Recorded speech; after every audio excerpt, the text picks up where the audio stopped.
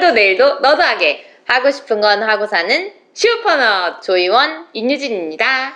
오늘 주제는 농사에 관련된 거죠. 네. 제가 원래는 농사에 대해서 할 이야기가 많아서 네. 저희가 재미 시리즈를 했었잖아요. 네. 재미시즈 했죠. 그래서 목욕탕 가는 재미 이런 것처럼 뭔가 농사 짓는 재미, 뭐 생각해보면 감자 농사 짓는 재미, 배추 농사 짓는 재미 이렇게 하나하나로도 에피소드를 쪼갤 수도 있고 네. 거기에 할 얘기들이 많아서 저는 농사에 관해서 에피소드를 제가 만들면 네. 분명히 이건 재미에 관련된 거겠다. 뭔가 아름답고 아기자기하고 그런 주제겠다. 라고 생각했는데 저는 거짓말을 또 할 수는 없지 않습니까? 그래서 제 자신에게 솔직한 결과 예. 제가 농사를 접고 싶다는 생각이 요즘 많이 들어가지고 오늘 주제는 농사를 그만 짓기로 한 이유입니다. 네. 재미에 대해 논하기도 전에 벌써 그만 짓는다는 얘기부터 해야 돼서 흥미롭네요. 좀 아쉽기는 해요. 왜냐면 재미에 대해서 논하자면 끝도 없이 이야기할 수 있는 게 많을 것 같은데 그거를 좀 포기를 하고 그만하겠다라는 이 선언 자체가 근데 진짜 그만한다는 건가요? 최근 며칠간 너무 지쳐버려서 예, 신체적으로 농사를 지으면서 지치는 건 괜찮아 이렇게 생각을 했었거든요. 네. 근데 너무 지치니까 체력이 바닥을 탁 찍으니까 그거에 대한 사랑도 같이. 네. 그러면 이번 화를 통해서 시청자분들은 어떤 이야기를 들으실 수 있을까요? 이번 화를 통해서는 주말 농장에서 어떤 작물들을 키울 수 있는지, 그리고 도대체 한 구획이라고 표현을 하거든요. 네. 그 짓는 한 구획. 네. 받는 공간을. 네. 그래서 그게 보통 12제곱미터 정도 돼요. 12제곱미터. 그러면 뭐 한 3, 4평 정도 네. 되는 3, 거죠. 4평. 그래서 거기에서 얼만큼의 작물, 내가 얼만큼의 작물을 먹을 수 있는가. 그리고 김장을 한다든지 실제로 뭐 해먹은 것들. 근데 이거 같은 경우에는 좀 해먹은 것들은 다른 화로 네. 빼고 싶고요. 그 다음에 소소한 주말 농장 팁, 아주 조금 네. 이야기를 할 것 같습니다. 그래서 주말 농장을 하면서 느낄 수 있는 여러 가지 감정에 대한 그런 화가 될 것 같아요. 네, 한번 즐거운 마음으로 시작해 보도록 하겠습니다. 네, 시작하기 전에 구독자 감사 인사 먼저 하면은 애플 팟캐스트 평가 및 리뷰 남겨주신 HJ님이 슈퍼너드 화이팅이라고 하셨는데 네. 감사합니다. 네, 화이팅 감사합니다. 하겠습니다. 화이팅! 여러분은 지금 슈퍼너드를 듣고 있습니다. 슈퍼너드는 유튜브, 스포티파이에서 보이는 팟캐스트로도 즐길 수 있습니다. 일단 농사를 그만 짓는 이야기를 하기 전에 앞서 어쩌다 농사를 짓게 됐는지 경위가 되게 궁금하거든요. 어떻게 입문하게 됐는가? 네, 그래서 우리 슈퍼너드로서 뭔가에 이렇게 깊이 빠진다라는 게 사실은 엄청 그거를 되게 깊게 좋아하게 됐다는 뜻이잖아요. 맞죠? 그래서 그 계기가 뭐였는지 저 되게 궁금해요. 저는 뭔가에 깊이 빠지는 사람인 것 같아요. 저는 맞죠. 근데 그런 프레이즈? 나는 뭔가에 이렇게 되게 몰두하는 사람이야. 이걸 되게 거부해 왔었거든요. 왜냐면 저는 막 그렇게 몰두하는 사람이 아니라고 생각을 했어요. 왜냐면 너무 막 몰두하는 사람들이 세상에 많으니까 나 정도는 뭐 귀여운 수준이다 이렇게. 가벼운 취미 영역이다 이렇게 생각을 했는데 저를 되돌아보면 그렇게 가볍지만은 않았던 것 네, 같다. 가볍지 않았죠. 왜냐면 저를 맨날 끌고 가서 이 농사를 짓게끔. 네, 농사에 관한 것뿐만 아니더라도 제가 뭔가에 깊이 빠진다고 했는데 네. 아이스크림에 네. 한때 빠져 있었고 맞아요. 희연님이 저랑 한창 이제 뭐 사업 아이템이니 뭐 이런 얘기 하기 전에 당장 이탈리아에 가신다고 그래서 지금 알아보고 있다고 해서 저는 그냥 똥땅지 같은 소리로 듣고 그냥 어제 뭔가를 봤나 보다. 나도 저럴 때가 있었지라는 생각으로 그냥 그러려니 했는데 진짜 가려는 거예요. 제가 젤라또 너무 좋아해서 젤라또 학교를 찾아가지고 네. 이탈리아 거기 원서를 내려고 했었고요. 하여튼 그 얘기는 나중으로 빼고 그 다음에 아이스크림 다음에 꽂혔던 게 네. 요리였어요. 요리 꽂혔죠. 그래서 매일 그 신작 요리를 내보내셔서 이제 항상 가면은 요리 안개가 자욱한 그 원룸집을 볼 수 있었고. 네, 그랬죠. 그래서 뭐 원룸 이사 갈 때마다 뭐 관리소 아저씨가 요리하시는 분이냐 할 만큼 왜냐면은 왜 요리하시는 분들은 아시겠지만 많아지잖아요. 뭐 기름부터 시작해서 많아지죠. 조미료, 간장, 식초 기본 셋만 해도 이만큼이니까 시작하는 순간 짐이 많아지죠. 네, 그래서 요리에 심취해 있을 때가 있어서 그때도 아까 아이스크림 네. 뭐 대학 뭐 이렇게 얘기를 했는데 그때도 요리 학교를 전 세계에 있는 요리 학교를 찾아봤어요. 맞아요. 계속해서 대학교를 그만두려는 생각을 가지고 있었던 것 같아요. 계속 전공을 전향하려고 하는 뭔가 이렇게 하는 맞지 쪽으로. 않다라는 그런 다른 쪽으로 빨리. 근데 대학교는 뭐 우사 졸업을 했고 네. 그래서 요리에 대한 열정도 네. 그렇게 남달랐다. 불태우다가 그때 그래서 그만뒀다. 요리에 대한 열정을. 어떻게 그만뒀? 손목이 너무 아프기 시작해가지고 제가 또 손목 터널 증후군. 손목 터널 증후군이 도졌어요. 네. 근데 컴퓨터 하는 걸 포기할 거냐, 요리하는 걸 포기할 거냐 하면 요리하는 걸 포기해야죠. 컴퓨터를 포기를 하는 거는 있을 수 없는 일이니까. 근데 어느 정도로 하면 손목 터널 증후군이 올 만큼 요리해서 손이 아픈 거죠? 그러니까 무조건 뭐 트레이더스나 네. 뭐 코스트코나 이런 큰 쇼핑몰 슈퍼 같은 데 가면 근막을 제거해야 되는 고기만 사는 거죠. 그러니까 잘라진 고기를 사면 얼마나 편해요. 약간 좀 더 이 산소와 덜 닿은 정말 진짜 뭉탱이 원육 그 느낌 그대로. 뭉탱이 고기를 좀 다루는. 그래서 거기서 뼈도 이제 해체를 해야 되고, 그래서 뼈 해체한 부위는 뭘 만들고, 뭐 살코기는 뭐 퍽퍽하니까 이건 뭘 만들고. 생각만 해도 손가락이 아프다. 네, 그런 짓을 여러 번 하다가 네. 이제 손목이 더 이상 네. 이불을 갤 수 없을 정도가 돼가지고 요리를 접게 되었고요. 그러고 나서 키우기로 넘어갔어요. 네, 뭐를 키웠나요? 유진님도 기억나실 텐데 버섯. 맞아, 버섯도 키웠었지. 그 생각도 못했다. 이상한 버섯 이렇게 박스에 들어간 뭐 그런 키트 같은 걸 사서. 네, 노루궁뎅이 버섯 키웠었는데 노루궁뎅이였고 재배는 잘 못했고 그 먹기가 좀 그랬어요.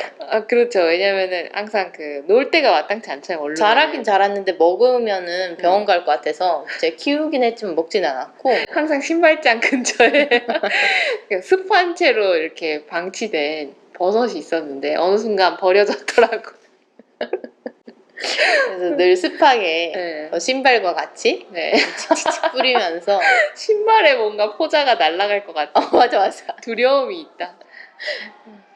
그랬고 또 뭐 키웠었지? 스위트 바질이랑 네. 방울토마토. 맞아. 방울토마토는 왜 초등학교 때 제가 기억하는 건 방울토마토를 정말 열심히 한 몇 개월 키웠어요. 그래갖고 그 조그만 그 연약한 가지에서 2알 정도가 나왔어요. 한 알 나왔어. 한 알이었나? 하여튼 정말 너무 코딱지만큼 나와가지고 이거를 먹기도 아깝고 그래서 그거를 정말 가지런히 닦아가지고 칼로 반을 갈라서 이렇게 먹었는데 정말 아무 맛도 안 나. 그래서 그때 당장 버려라.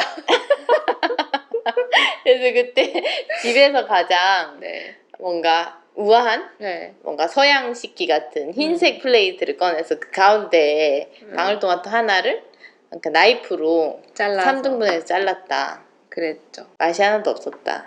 바질은 그래도 한 이파리가 한 10장 정도 나왔던 것 같아요. 네, 그 오피스텔에서 그 빛이 안 들이치니까 그리고 항상 문을 열어놓을 수는 없으니까 그 공기순환의 문제도 분명히 있었을 것 같아요. 맞아요. 환기도 전혀 안 되고 그래서 뭐 잘하질 않더라고요. 밤에도 온갖 불은 다 켜놓고 스탠드도 켜놓고 역으로 그 식물을 키우다 본인이 병이 날 것 같아. 잠을 못 자서. 그러니까 본인은 빗공해를 당하고 식물한테 그렇게 예. 해야 된다. 했는데 식물은 잘 자라지 못했다.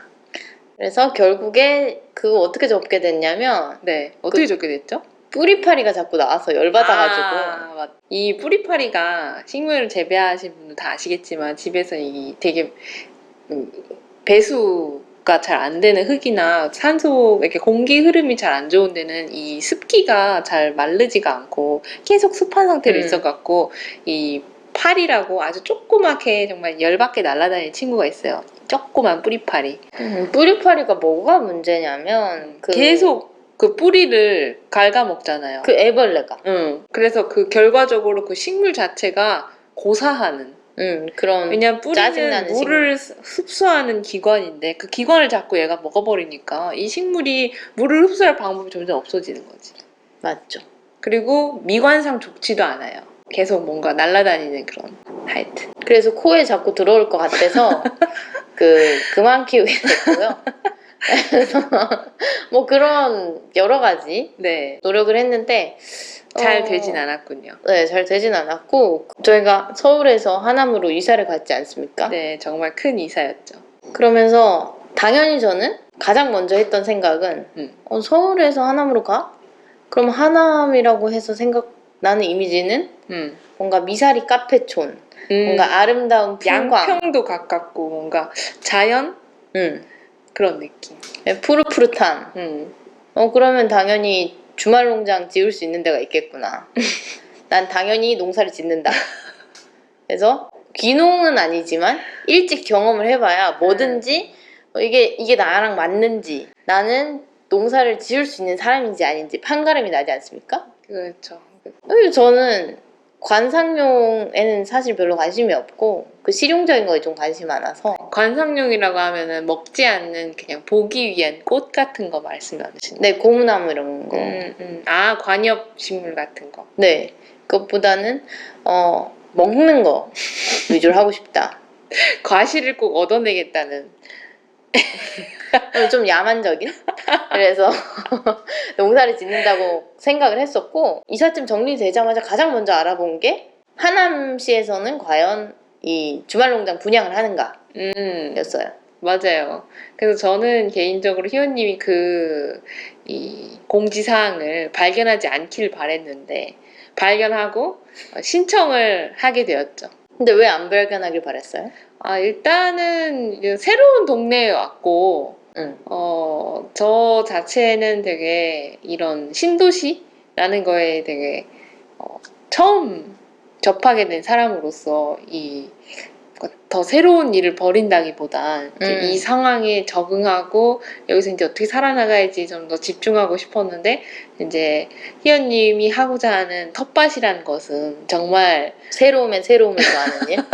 새로운 게 아니라 그냥 완전 다른 거 같은 느낌이었어요. 그래갖고 좀 피곤하겠는데? 라는 생각이 들어서 개인적으로는 좀 다음에 하면 어떨까라는 생각을 했는데 희원님은 여김없이 시작을 했죠. 저는 유진님이 새로운 시도를 처음에 되게 거부를 하잖아요. 거부를 하죠. 그래서 그러면 약간 그리고 부정해요. 말도 안 돼. 내가 그걸 한다고? 절대 아니지. 이렇게. 그거 하기 싫어. 왜 해야 되는데. 이렇게 계속 저를 괴롭히고 그러면 저는 이제 처음에는 설득을 시도하다가 일단 질러놓고 보여주는 거죠. 우린 이걸 할 거고 하게 됐어 이렇게. 맞아요. 그래갖고 신청을 했는데 저는 안 됐어요. 근데 정말 신기한 건 희원님은 늘 됐어. 그 뺑뺑이가 잘 돼요. 그게 몇 명 뽑지 않는 거예요. 이 도? 아니 시? 하남시. 시 안에서 이 사람들의 그런 수요를 조사를 하고 그 사람들이 신청을 해서 그 안에서 정말 랜덤하게 어떤 그런 뭐 내용 자기소개는 이런 거 하나도 없어요. 그냥 이 도에 산다는 것만 시에 산다는 것만 밝혀지면 신청을 할 수 있는 그런 거였는데 정말 신기한 게 희원님은 그게 되더라고요. 네, 그래서 뭐 이 공지 같은 경우에는 생각보다 공지가 되게 늦게 나요. 맞아요. 2월 22일, 22일에서 24일 사이? 그러니까 올해도 그렇게 났었는데, 그러니까 그 시기쯤이 어떤 느낌이 드냐면, 농사를 짓는다고 마음을 먹으면, 벌써 봄이 아닌가? 벌써 봄이 왔는데 왜 공지는 안 나오는가? 요런 생각이 느껴질 약간 타임이거든요. 뭔가 이제 준비해야 되나? 막 약간 좀 마음이 들뜬 상태? 그리고 날씨도 좀 따뜻해지니까 몸이 근질근질하단 말이에요. 벌레들도 좀 깨어나오고. 네, 그래서 겨울을 지나다 보면은 상당히 봄이 온 것 같은 그런 날씨에 분양 공고가 나고 주민등록 기준으로 한 세대 한 명만 할 수가 있어요. 그래서 12제곱미터에 1년에 3만 원만 내면 되는데 그건 진짜 제가 봤을 때도 대박인 것 같긴 해요. 제가 뭐 농사를 좋아하는 건 아니지만 이거에 솔깃하긴 했어요. 그 1년을 경작할 수 있는 권한이 고작 3만 원이라니. 그리고 그 3만 원도 사실 돈을 낸다고 생각하기엔 좀 어려운 게 그 비료도 주고 맞죠. 옮기고도 주고 하니까. 그리고 그런 누군가가 이렇게 관리를 맡아서 또 이렇게 그 시간 아니면 또 입장 안 되고 이렇게 관리를 해주는 사람이 있다라는 것 자체도 약간 이거는 그냥 해야 되는 건데? 라는 생각이 들기는 했어요. 제가 아무리 그거를 새로운 걸 지금 안 하고 싶어도 솔깃한 제안이긴 하죠. 밭갈이나 뭐 예를 들면 물이 이렇게 비가 너무 많이 왔어? 그럼 배수를 해주신다든지 그런 거. 그럼 기본적인 관리가 되는 거라서 사실 사실은 그게 제일 어려운 거긴 하니까요. 그죠? 즐기는 거죠. 그냥 진짜 사실은 주말 농장은 즐기는 거라고 봐야 되는데 전 그것조차 힘들었는데. 그래서 처음에 농사를 제가 밭이 당첨돼서 유진님을 끌고 갔잖아요. 아 맞아요. 첫날 지금도 생각이 나요. 전 되게 푸른 꿈을 꾸고 갔어요. 어떤? 그러니까 처음 이제 땅을 배정받아서 우리 땅을 보러 간다라는 거는 그냥 진짜 약간은 좀 땅 주인의 마음으로 내 땅이 여기구나. 여기서 뭔가 생겨나겠구나. 다른 사람들도 저렇게 땅을 받았구나. 하하하. 약간 이런 보러 가는 그런 느낌이었지. 가서 이제 일을 해야 된다라고는 전혀 생각지 않았어요. 전혀 생각하지 않았고 그냥 희연님이 가면 그냥 간단하게 돌 같은 거 골라내고 뭐 어떻게 생겼는지 보고 그 정도만 하면 돼. 되게 쉬워. 이랬거든요. 그래갖고 그러면 뭐 제가 뭐 땀나는 게 그렇게 좋지는 않은데 그냥 그 정도면은 오케이 나도 즐겁게 할 수 있어 하고 갔는데 쉽지가 않더라고 첫날. 여기서 알아야 될 게 한 가지 있는데 저는 뭐 강원도 인제에서 태어나서 네. 춘천에서 유년 시절을 보내다가 이곳저곳 다양한 국내 지역으로 이사를 다니다가 네. 대학이 돼서 네. 이제 서울로 올라오게 된 케이스고 네. 유진님은 상당히 본투비 서울 사람이잖아요. 근데 뭐 계속 같은 동네에 쭉 계속 살았죠 서울에서. 네, 그래서 제 눈에는 되게 뭐랄까 도시 사람. 도시 사람. 그러니까 왜 유진님은 저것도 되게 힘들어하는가. 뭐 왜냐하면 이거는 진짜 뭐냐면 도시 사람이라고 저를 지칭하는 것도 되게 재밌긴 한데 맞잖아요. 저한테 흙이라는 거는 어떤 거냐면 내가 오늘 흙을 볼 거야 하면 제가 볼 수 있었던 흙은 놀이터의 흙. 근데 어렸을 때 흙에 물 묻혀서 흙공 만들잖아요. 흙공도 안 만들어 봤어요? 놀이터에서 만들지 않아요? 네. 학교 놀이터. 네, 흙공. 그런 거 만들죠. 그러니까 흙이라고 하면 진짜 놀이를 위한 어느 공간. 그러니까 유진님이 생각하는 흙은 학교 그 운동장에 보면 그 흙은 되게 벌레도 없고 모래 위주의. 네, 모래죠. 그런 그런 흙을 생각을 했고 진짜 뭔가 어떤 농작물을 키울 수 있는 형태의 흙은 진짜 어떤 마음을 가지고 화단을 파헤치지 않는 한 볼 수 없는? 그렇죠, 그렇죠. 저한테는 되게 생소한 그런 촉촉한 흙 있잖아요. 그렇죠. 그거는 저는 잘 접해본 적이 없었어요. 오직 접해봤던 거는 저희 할아버지가 옥상에 항상 이렇게 하우스 같이 조그맣게 해서 뭐 파나 이런 거 저런 거 심어서 하셨는데 그것도 다 화분에 담겨 있었기 때문에 뭐 제가 그거를 손으로 만져서 뭐 흙공을 진짜 만들고 그러지 않았거든요. 그렇죠. 그걸로 흙공을 만들진 않죠. 그래서 저한테 흙이란 건 진짜 놀이터 흙? 그거밖에 없어요. 그래서 이렇게 농사를 위해 흙을 한다라는 거는 진짜 인생에서 약간 처음 있는 일? 저는 그 밭 보러 가는 날이 밭이 시작되는 날이기도 해가지고 네. 아예 각오를 하고 갔어요. 그래서 모든 이제 블로그 글 뭐 다 보고 갔고. 저는 그때 약간 뭔가 두렵긴 했다는 생각이 드는 게 희연님이 추리닝을 꼭 입고 가야 돼. 추리닝 편한 거. 또 더러워져도 되는 거. 그래서 버려도 되는 거. 버려도 되는 거. 그래서 뭐 어떻게 흙을 그냥 땅 보러 가는데 왜 입고가 더러운가? 약간. 이게 엎어질 수도 있고 또 너무 예쁘게 입고 가면은 이렇게 묻으면은 속상하니까 너무 그래서 도시사라는 그래서 그렇게 생각이. 입고 가라고 하나 보다. 그래서 오케이 알았어. 추리닝도 입고 갔는데 그게 그렇게 시작이었다는 걸 저는 가서 알았죠. 유진님한테 굳이 막 모든 거를 처음부터 끝까지 설명을 하려고 제가 하면 너무 머리가 아파요. 딴 거 생각하기도 바쁜데 이 찡찡거리는 사람을 설득하는 거는 더 속 시끄러우니까. 그러니까 제 머릿속에는 그냥 깔끔하게 밭에 도착을 해서 네. 일단 흙을 뒤집어야지. 흙을 네. 뒤집는데 요런 도구를 해서 하고 오늘은 여기까지만 하고 뭐 이런 프로세스에 대한 생각들을 머리에 담고 싶은데 유진님한테 이건 작업이고 이건 이런 작업이고 이런 걸 설명을 하다 보면 그걸 왜 해야 되는지 이유부터 본인 마음속에 이제 늘 대화를 돼야 하다 되기 보면 때문에. 저의 그런 문제가 돋보이네요. 아니에요. 유진님의 특성이죠. 그래서 근데 궁금한 게 그럼 희원님은 놀이터 흙 말고 흙을 접해본 일이 있어요? 글쎄요. 어렸을 때 등산 많이 가잖아요.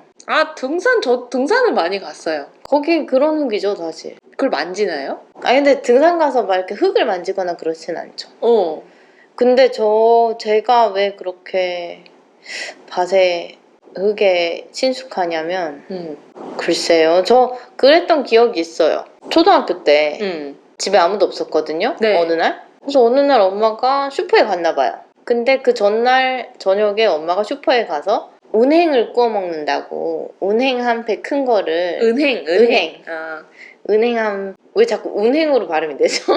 자꾸. 저도 순간 잘못 들었나? 은행이라고 한 거 같은데. 은행 한 팩 있었어요. 예. 근데 그게 되게 두꺼운 한 팩이었어요. 가득 들어있는 랩핑한. 까져 있는 거죠. 딱딱한. 네. 그래서 그거를 엄마가 그날 저녁에 구워 먹으려고 놓은 건데 엄마도 없고 아빠도 없으니까 괜히 그걸 심고 싶은 생각이 들었어요. 저도 그때 제가 이해가 안 되는데 엄마 아빠 없는 걸 확인하자마자 한겨울이었어요. 달려나갔어요. 그 다음에 아파트 뒤로 가서 그 당시에는 그 아파트에 살던 분들이 열심히 같이 모여서 김장도 하고 그랬거든요.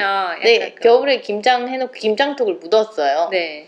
그래서 같이 김장통 묻는 땅을 팠던 기억이 있어가지고 혼자 거기 뒤로 뛰어가서 땅을 열심히 그 돌로 파가지고 그 안에 은행 한 팩을 묻었어요. 그리고 나서 집에 의기양양하게 돌아온 다음에 엄마가 계속 그날 저녁도록 은행을 계속 찾았어요. 이게 어떻게 된 일이죠? 혼날까봐 얘기를 안 하고. 근데 궁금한 게 왜 그거를 그렇게 심으셨나요? 아니 왜 흙에 묻은 건가요? 왜? 몰라요, 어렸을 때 저의 마음을. 그러니까 그것도 보통 뭐 심는다고 하면 그 한 팩을 한 곳에 막 다 심는 게 아니라 하나씩 심든지 그러잖아요. 근데 어려서 그런 개념이 딱히 농사 지어보지 않았으면 그냥 무조건 흙에 심으면 이게 다 난다라고 생각은 할 수 있을 것 같아요. 근데 그거를 해서 이게 자라길 바랬던 건가요? 근데 한겨울이라서 땅이 진짜 안 파졌거든요. 네. 그래서 만약에 잘 파졌으면 네. 그 좀 흐트러뜨려서 심었을 텐데 안 파지니까 그냥 한 번에 묻은 것 같아요. 아예 안 되니까 여기가 다 붙자 이렇게. 그럼 뭐라도 나겠지 이런 생각. 그러고 나서 문제는 까먹었다는 거죠. 다음 봄이 돼서. 근데 혹시 거기에서 뭐가 자라나긴 했나요? 은행 나무가 자라났을 수도 있죠 거기서. 그럴 수 있죠. 근데 아마 뽑혀졌을 거예요. 왜냐면 그 김장독 묻는 자리였기 때문에. 그러면 어떤 사람이 김장떡 묻으려고 그렇게 하다가 은행을 대고 수확했을 수 있겠네. 100% 이게 왜 그랬을 여기 것 있지? 이러면서 음. 먹어야겠다 이렇게. 같아요. 저는 땅을 내 손으로 판다 이런 개념이 꺼려지거나 그런 일이 전혀 아니었다. 어렸을 저는 때부터. 땅을 팠던 기억이 제가 열심히 키우던 병아리가 있었는데 병아리가 죽었을 때 이렇게 잘 싸서 이 흙에 묻었던 기억이 있거든요. 그래서 그때 말고는 흙을 파본 기억이 병아리가 죽으면 주로 흙을 파게 되죠. 약간 뭐 어디 버릴 순 없잖아요. 그렇죠. 그래서 뭔가 이 친구를 저는 동전도 넣어줬었어요. 좋은 곳으로 가길 바라는 마음에 이렇게 묻었던 기억이.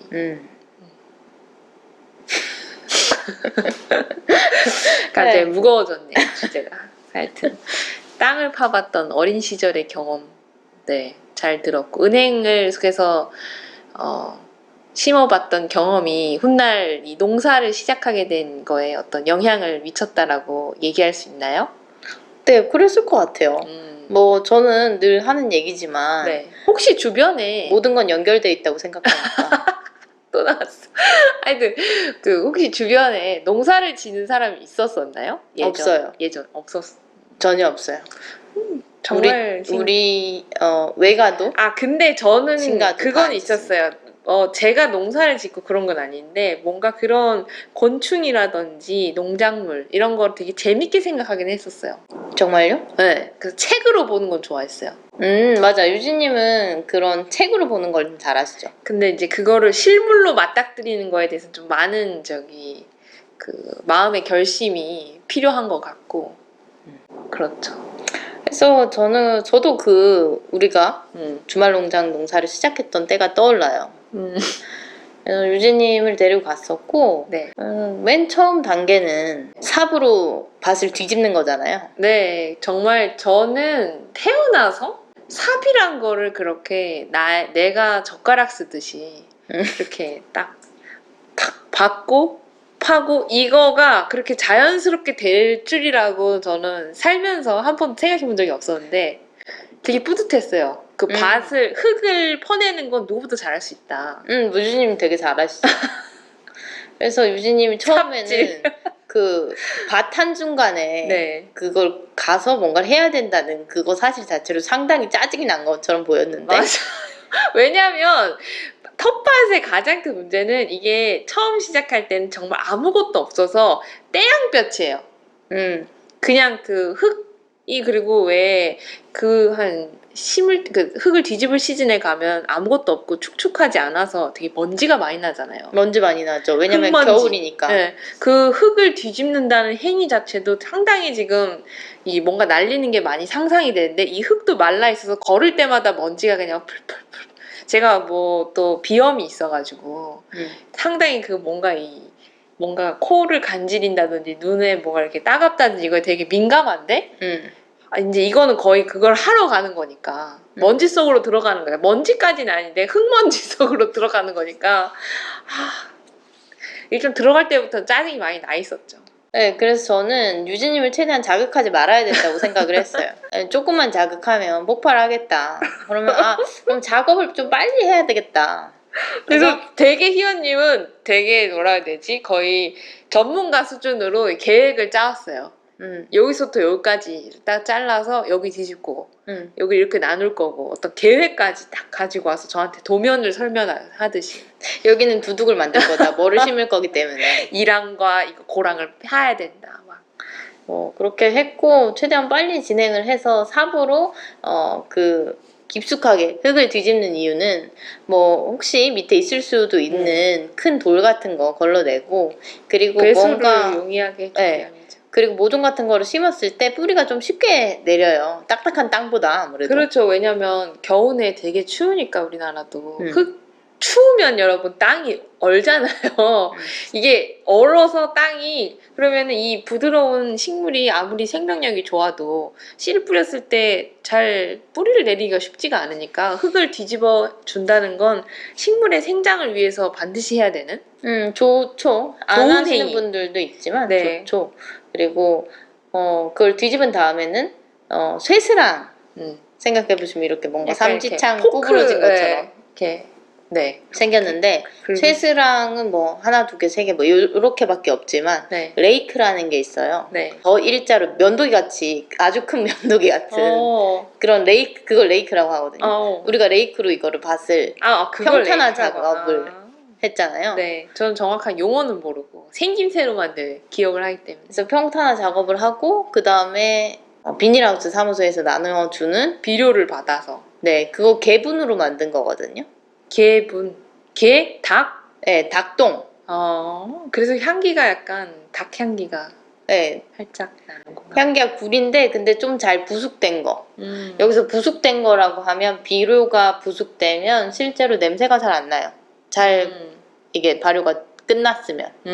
근데 좀 덜 끝난 친구들이 많아서 이제 차방에서 비료를 뿌려대니까 향기가 정말 코를 찌르죠.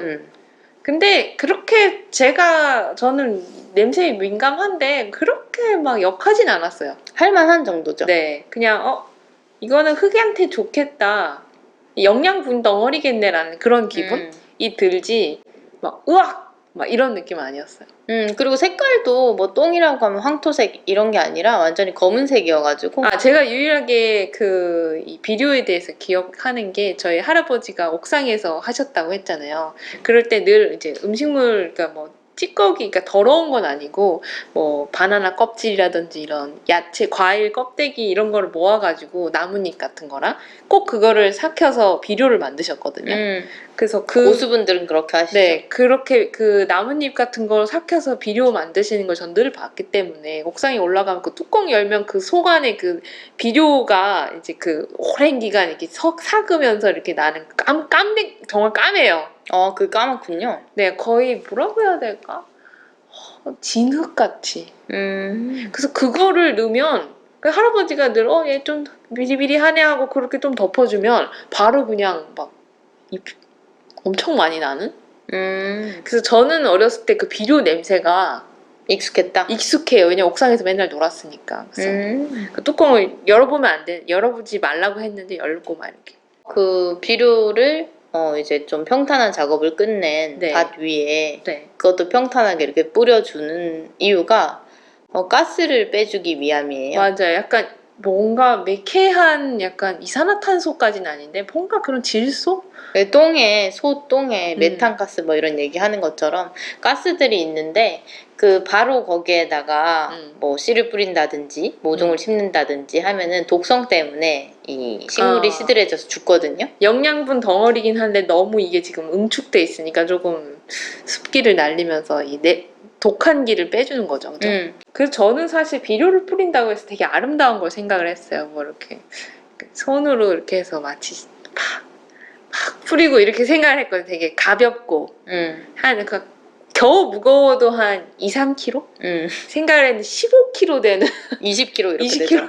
너무 이 수레를 가지고도 가면 호달달달 떨릴 정도의 무게? 그래서 20kg짜리 2개를 뿌리죠. 그래서 그거를 일단 들어서 밭까지 옮기는 것도 문제고 그거를 뜯어서 밭에 이렇게 고르게 뿌리는 것도 너무 힘들고 이게 근데 계속 하다 보니까 쉬워지더라고요. 그냥 5분 컷? 그 이후에 저희가 3년 정도 했는데 유진님이 점점 그 밭 시작할 때 잘 하게 됐죠. 완전 전문가처럼. 근데 초반에 진짜 처음 했을 때는 그때 약간 이거 좀 힘든데? 힘든 일이구나. 그때 느꼈죠. 근데 그거를 다 하고 나서 뭐 유진님이 다 끝내고 나면 그때는 짜증을 안 내요. 왜냐하면 저 스스로도 되게 뿌듯해서. 농사의 시작은 그렇게 됐는데 네. 문제는 뭐 모종을 심는다든지 씨앗을 뿌리고 점점 뭐 풀도 뽑고 잡초도 뽑아줘야 되고. 관리를 하고 그다음 수확을 하고 그 수확한 거를 정리를 하고 그거를 또 요리로 탄생을 시키고 네. 이런 일련의 과정이 있잖아요. 네. 근데 그 일련의 과정을 시작하려고 하니까 유진님이랑 트러블이 많이 생기더라고요. 네, 일단은 제가 농사 처음 세팅하는 거는 어찌저찌 해서 되게 즐겁게 마쳤는데, 농사가 그냥 흙만 뒤집어서 예쁘게 골라 놓는다고 해서 되는 게 아니라 자주 가서 또 그 뭐 심기도 하고 잎도 골라줘야 되고 묶어주기도 해야 되고 심지어 그다음에 불필요한 거는 또 잘라줘야 되고 일이 되게 많거든요. 네, 근데 그거를 할 때 저는 유진님을 이해를 해요. 왜냐면 비염도 있고 네. 그 벌레 같은 거 물리면 띵띵 붙잖아요. 네, 저는 좀 그렇죠.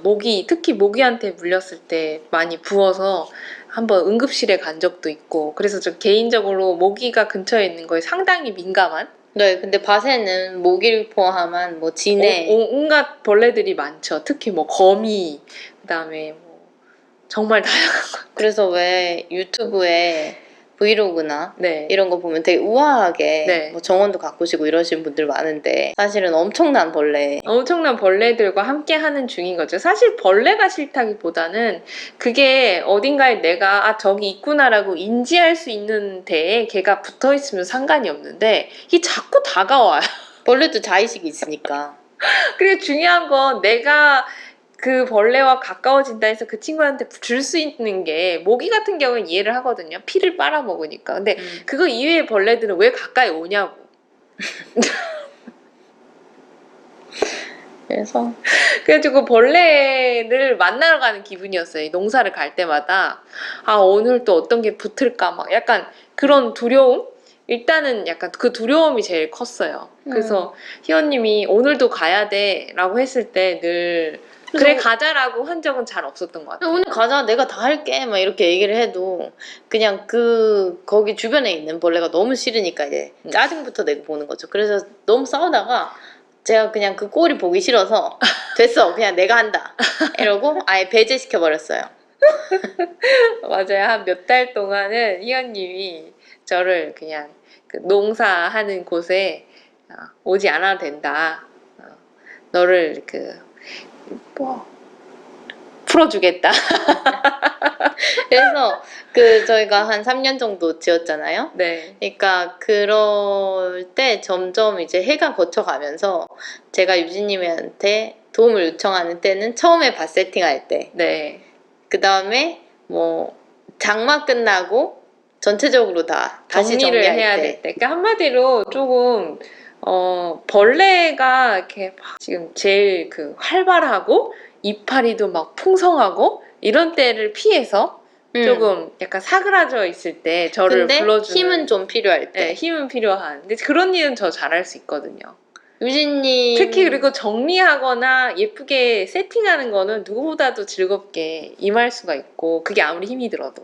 맞죠. 그리고 유진님은 예상되는 네. 그러니까 힘듦, 예상되는 뭔가 먼지 네. 뭐 이게 예상을 하고 가면 짜증이 안 나시잖아요. 근데 뭐 평소에 관리하러 가면은 뭐 갑자기 잡초가 자라 있을 수도 있고 네, 일이 갑자기 많아질 수도 있고 갑자기 뭔가 뭐 예를 들면 토마토 같은 경우에는 네. 겨순이 너무 많이 자라서 이거를 다 따줘야 되는 일이 생길 수도 있고 음.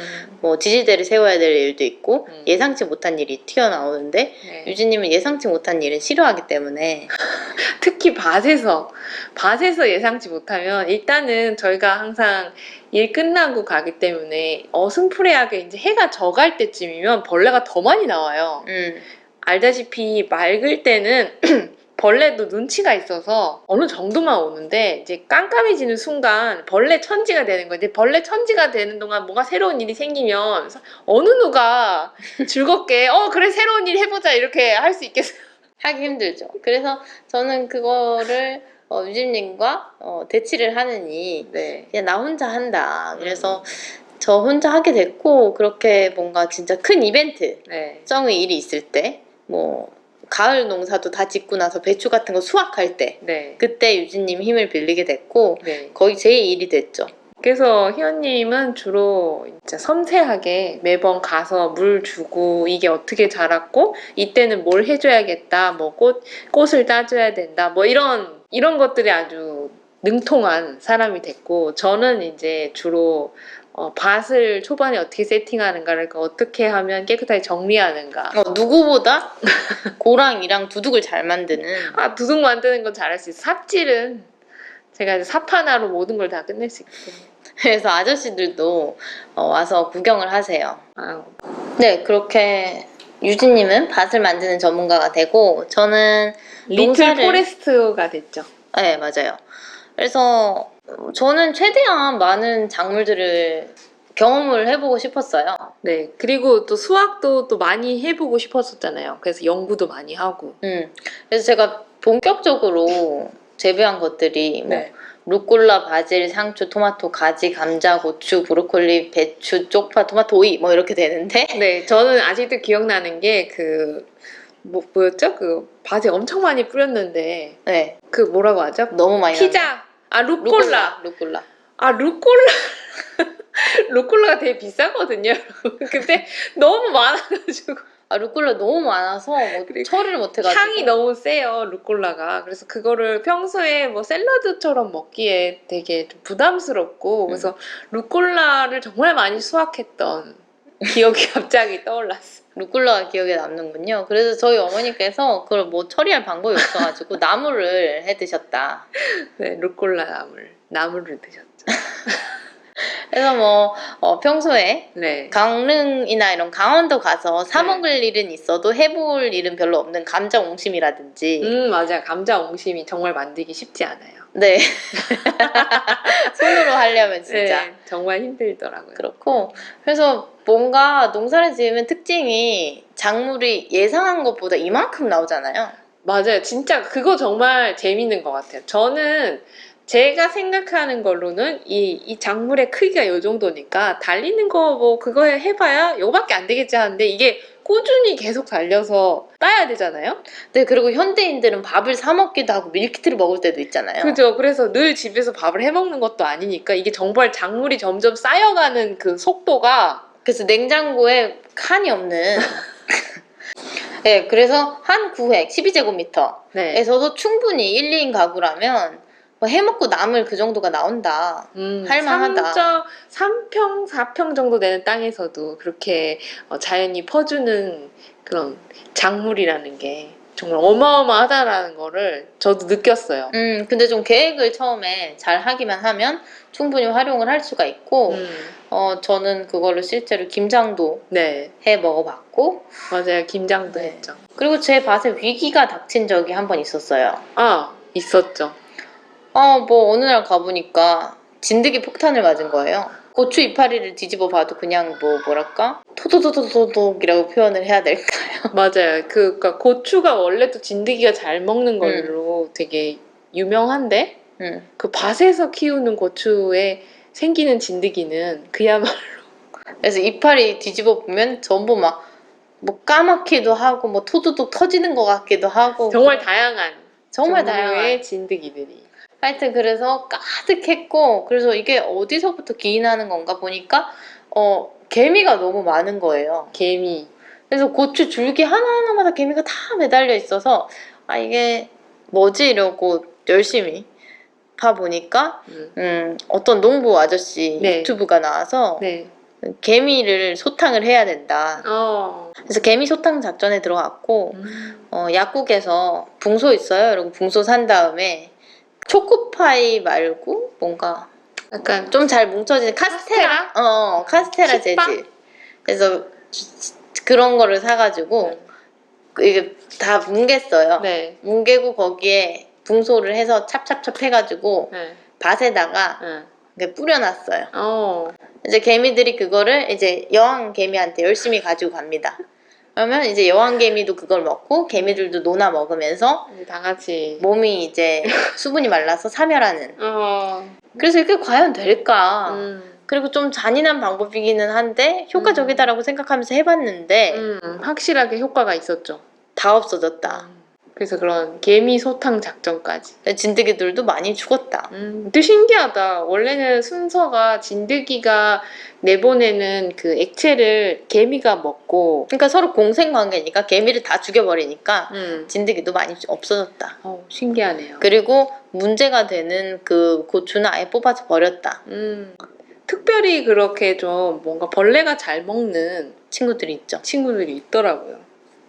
네, 하여튼 그래서 저는 그렇게 농사에 빠져 있고 앞으로도 나는 농사를 짓는 사람이겠다. 맞아요. 희원님은 거의 뭐 정말 한 치의 오차도 없이 늘 기회가 되면 텃밭을 해야 된다라고 저한테 늘 강조를 하던 사람이었죠.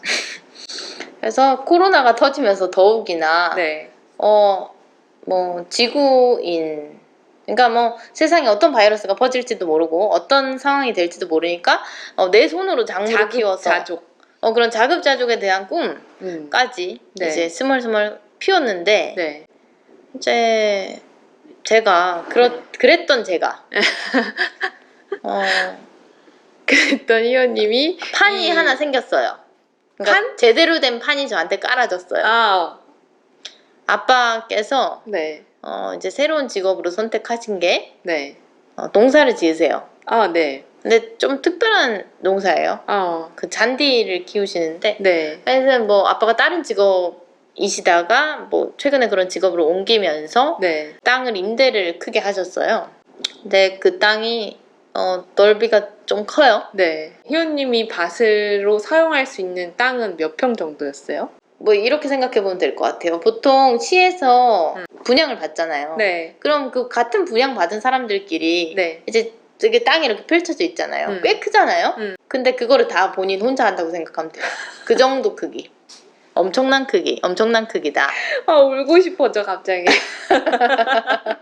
듣기만 해도 아득하고. 그래서 시에서 모든 사람들한테 분양해준 그 정도 큰 크기 혜택가 생겼고, 근데 뭐 그나마 다행인 거는 그 반 이상이 네. 뭐 잔디를 심어놓은 거고 그 중에 일부가 이제 아빠가 밭으로 개간을 하셨는데 처음엔 되게 좋았어요. 어떻게 이런 기회가 나한테 왔지? 대박이다. 이제 정말 어떤 게임으로 치자면 이걸 공장화할 수 있는 가능성이 이제 깔린 거죠. 저는 언제나 이 본격적으로 농사를 짓는 유튜브, 네. 블로그 네. 그런 걸 되게 동경해왔어요. 그래서 감자 농사를 지으면 나도 저렇게 네. 트랙터로 갈고 싶다, 밭을 갈고 싶고 이렇게 수확하는 기계를 운용을 하고 싶다. 잡초를 하나하나 뽑는 게 아니라 거대하게 해서 나도 밭에 있는 감자를 팔아서 그 포카칩 회사에 계약을 맺고 감자를 재배를 해보고 싶다. 이런 생각을 늘 했었는데 되게 큰 부지에 옥수수도 심고 뭔가 진짜 진짜 본격적이죠. 네, 고추를 심어도 뭐 몇백 개 심어버리는? 그래서 뭐 좋다라고 처음에 생각을 했는데 문제는 실제로 제가 거기 심거나 관리는 안 했어요. 네. 수확하기만 했단 말이에요. 수확만 한 거죠, 그죠? 가서 매번 잡초를 뽑거나 땅을 뒤집거나 뭐 정말 심거나. 근데 관리도 하나도 안 했는데 수확을 이제 처음 할 때는 또 재밌었어요. 네. 이렇게 많이 수확할 수 있다니. 얼마나 재밌는지 저도 알죠. 근데 이제 두 번째, 세 번째 이렇게 되니까 네. 왜 이렇게 많지? 그러니까 뭔가 잘못됐는데? 많다라는 게 어떤 정도로 많은 거예요? 뭐 차에 트렁크가 꽉 찬다 뭐 이런 거? 트렁크는 당연히 꽉 차고요. 네. 뒷좌석도 꽉 차고 네. 그냥 뒷좌석이랑 트렁크가 가득 찬다 보면 돼요. 그러니까 고추 같은 것도 반밖에 안 뽑았는데 왜 한 네 박스 정도 되는 거지? 근데 그게 문제가 아니에요. 수확하고 끝나면 되게 네. 편하거든요. 근데 그걸 정리를 해야 되잖아요. 흙도 닦아내야 되고. 집에 와서가 문제예요. 네. 버리는 게 또 이만큼이죠. 제가 원룸에 살잖아요. 네. 그게 문제인데 베란다가 있으면 기어다니는 벌레가 나와도 그냥 거기서 해결하면 되는데 원룸에서는 그 방 안에 제가 자잖아요. 그렇죠. 근데 몇 박스씩 이렇게 가지고 오면 벌레가 거기서 나온단 말이에요. 나오죠. 막 방 기어다닌단 말이에요. 그러면 이제 최대한 빨리 그거를 정리를 하고 싶은데 이미 이제 밭에 가서 체력은 떨어졌고 지치니까 그걸 하나하나 다 씻고 닦고 이 작업을 하다 보면 새벽 2, 3시가 돼요. 분명히 나는 아침에 일어나서 뭔가 했는데 시간이 너무 빨리 가는 기현상. 그리고 그거를 한번 하면은 너무 지쳐가지고 다음날 좀 쉬어야 되고 많이 그래서 밭에서 수학에서 오는 즐거움이 있지만 점차 그거가 부담으로 다가오면서 그거에 대한 사랑이 점점 줄어드는 그런 경험을 제가 요즘 했고요. 네. 결정적으로 사랑뿐만 아니라 체력도 줄어드는. 네.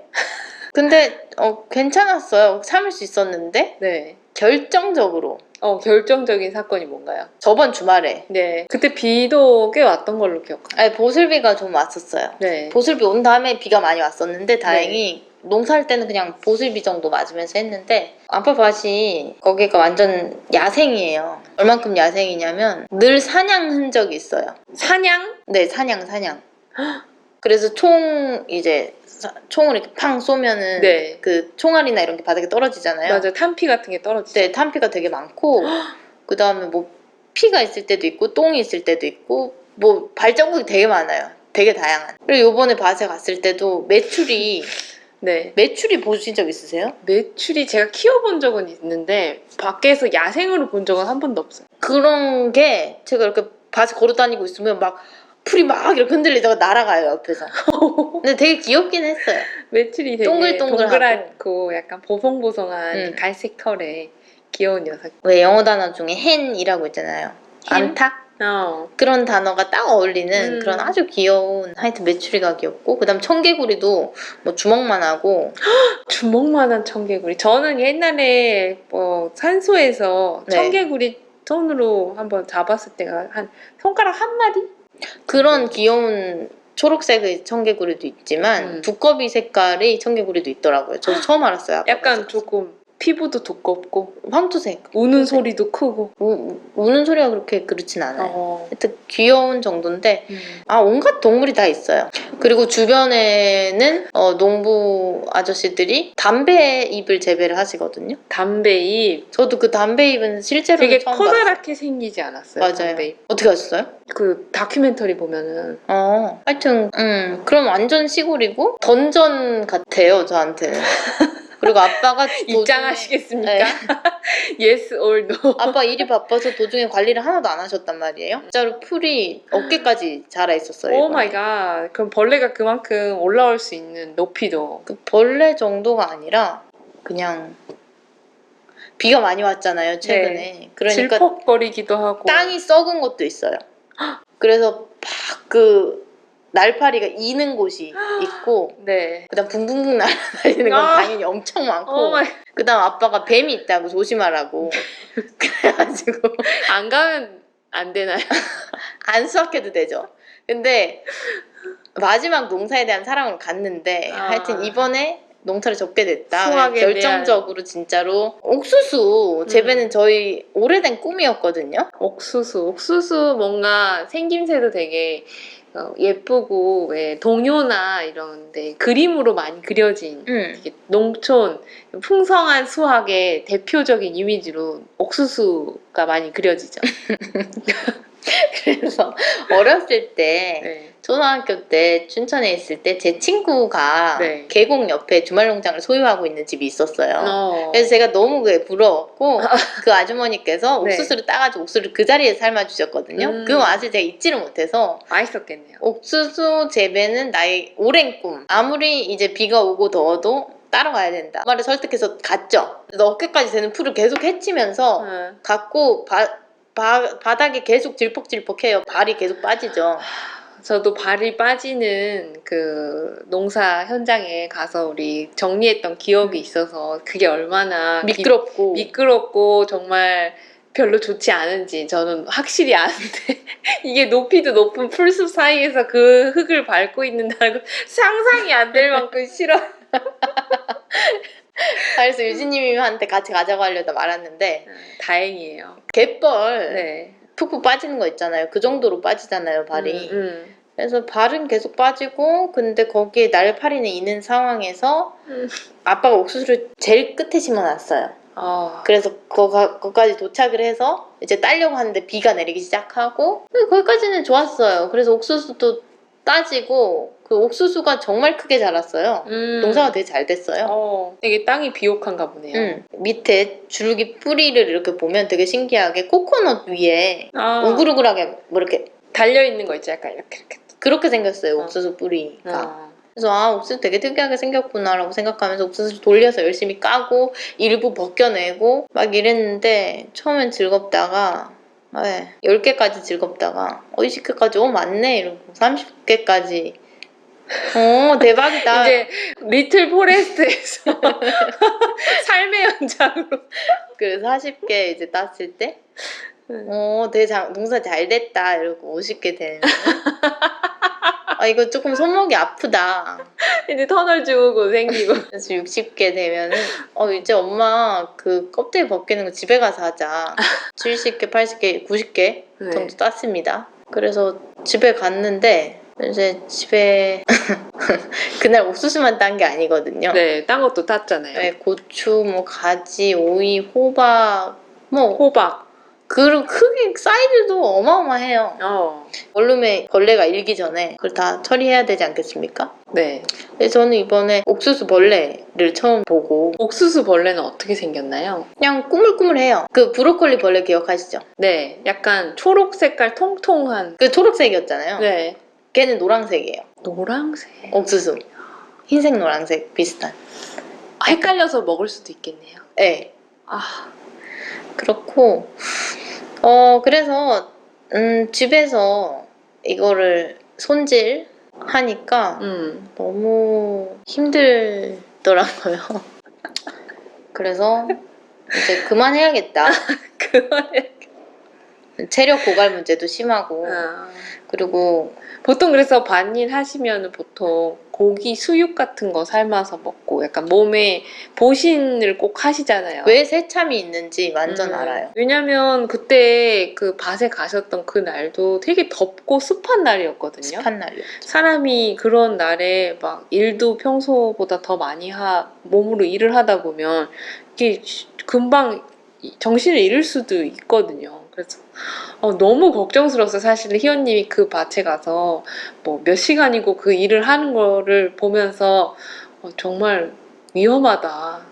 농사일이 이런 거였구나. 저는 이제 원격으로 느꼈죠. 지금 제가 옥수수를 수확해 온 다음에 계속 새끼에 계속 옥수수를 먹고 있거든요. 저한테도 몇 개 계속 갖다 주셔서 저도 먹었는데 이제 저도 옥수수가 살짝 질려가고 있는.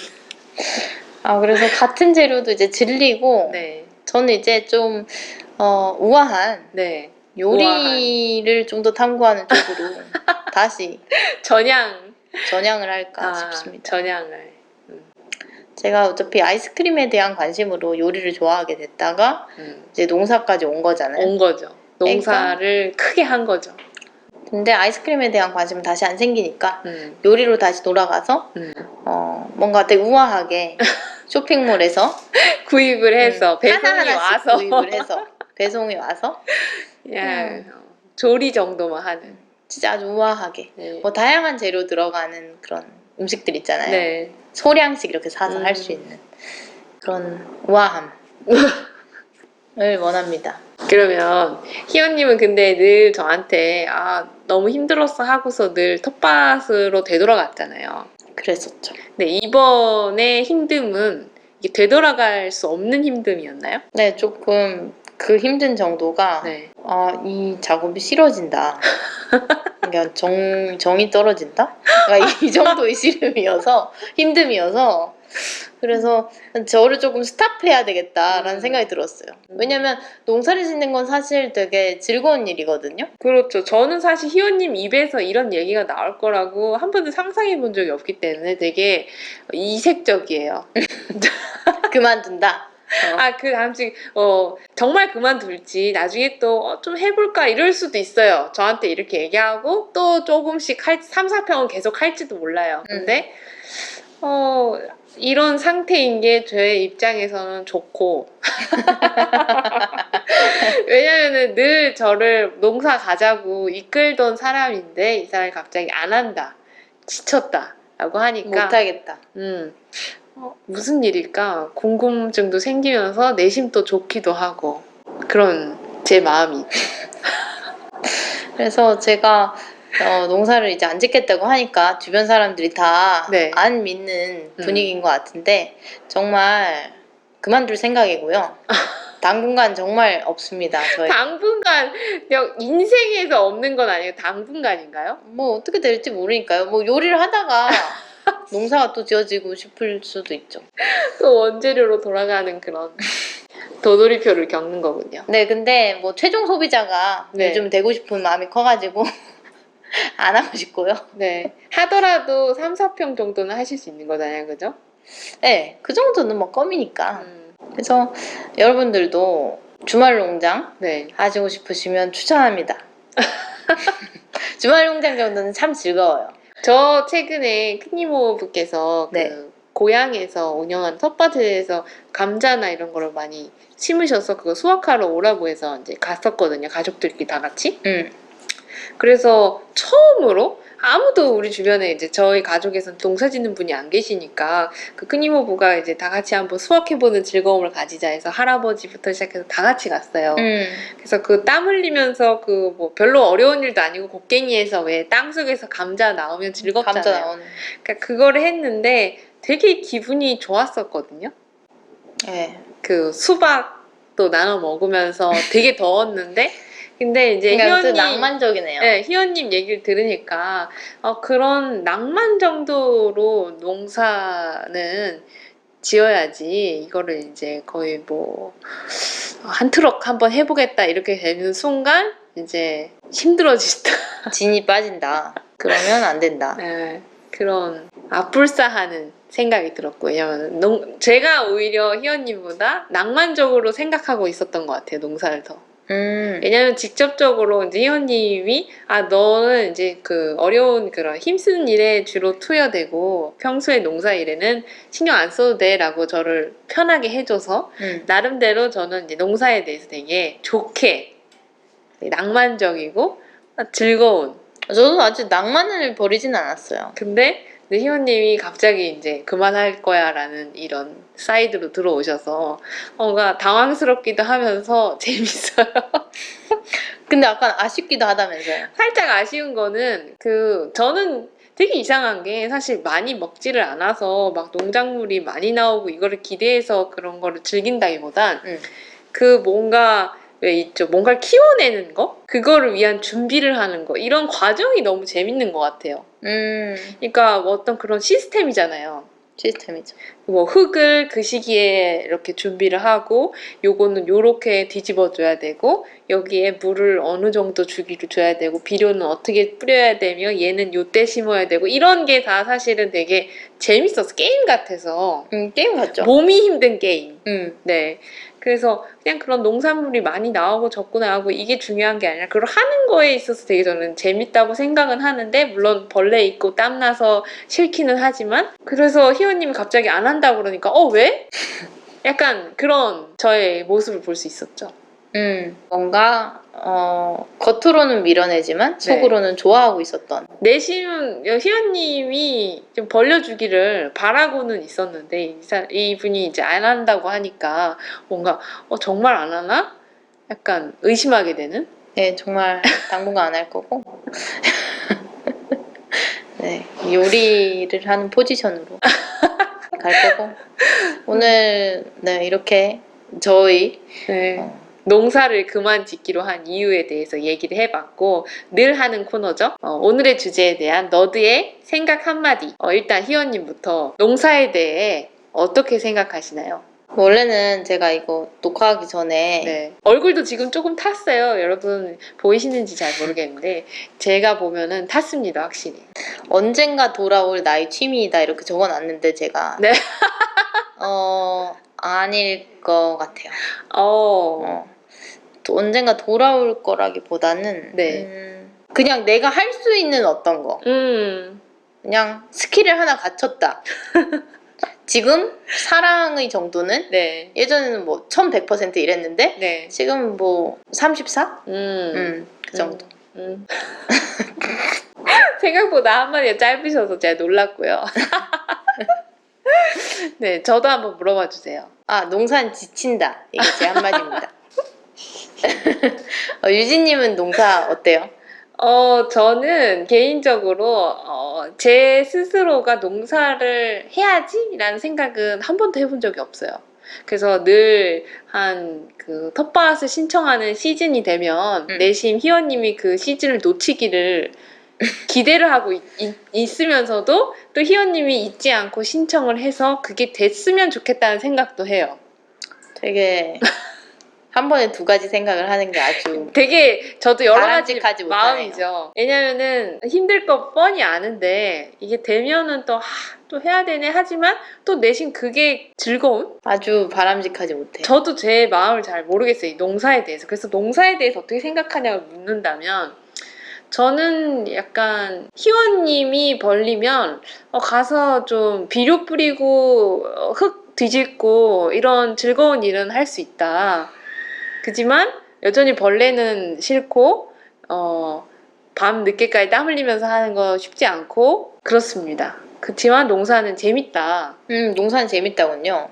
전 농사는 전 지치다. 사실 이거를 운동이라고 생각을 했어요. 음, 그러니까 운동 개념에서 접근을 했고 그리고 그 아까 뭔가 이 시스템을 내가 구축을 해놓으면 얘가 그 안에서 최선을 다해 잘한다라는 그 개념이 물론 그 와중에 계속 사람이 방문을 해서 그 식물들을 돌본다는 개념을 보자면 절대로 그냥 잘하는 건 없지만 없죠. 그래도 되게 신기하잖아요. 콘크리트 가득한 곳에서 자란 도시인인 저로서는 이 농사라는 건 정말 자연이라는 거를 한 번쯤 생각해 보게 하는 어떤 신기한 취미 생활? 근데 이거를 취미 생활까지만이지 진짜 희원님처럼 뭐 몇 박스가 되고 그렇게 되면 저는 그냥 콘크리트를 좋아하는 쪽으로 유진님은 도시인이죠. 해야겠다. 하지만 농사는 재밌다. 저도 그런 생각입니다. 네. 이렇게 오늘 슈퍼너드 6화 네. 농사를 그만 짓기로 한 이유에 대해서 이야기를 해봤고요. 네, 희원님 혹시 열사병이나 일사병 걸리신 거 아닐까요? 그럴 수도 있어요. 그냥 요즘 계속 힘들어. 잠이 계속 오고 힘이 빠지고 그래서 일을 해야 되는데 이게 농사 다녀온 다음에 이렇게 돼가지고 네, 그래서 농사가 이렇게 쉽지가 않습니다, 여러분. 농사를 싫어하게 된 거죠. 하여튼 그렇습니다. 그렇고 하지만 또 언젠간 돌아갈 수 있는 3, 4평 정도는 지을 수 있어요. 이분께서는 늘 정말 많은 거를 하고서 이런 얘기를 하는 거니까 여러분 농사는 즐거운 거랍니다. 네, 즐겁죠. 그래서 다음 재미있는 주제로 또 돌아오도록 하겠습니다. 네, 슈퍼너드 들어주셔서 감사하고 여러분 우리 모두 슈퍼넛!